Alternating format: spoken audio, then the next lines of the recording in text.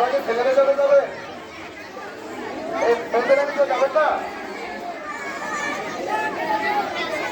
আমার মেয়ের স্কুলের অনুষ্ঠান পহেলা বৈশাখ শুভ নববর্ষ উপলক্ষে। পিছনে কে একবার পিছনে কে এই আর এই মেয়েরা দাঁড়িয়ে কেন? সবাই না সবাই না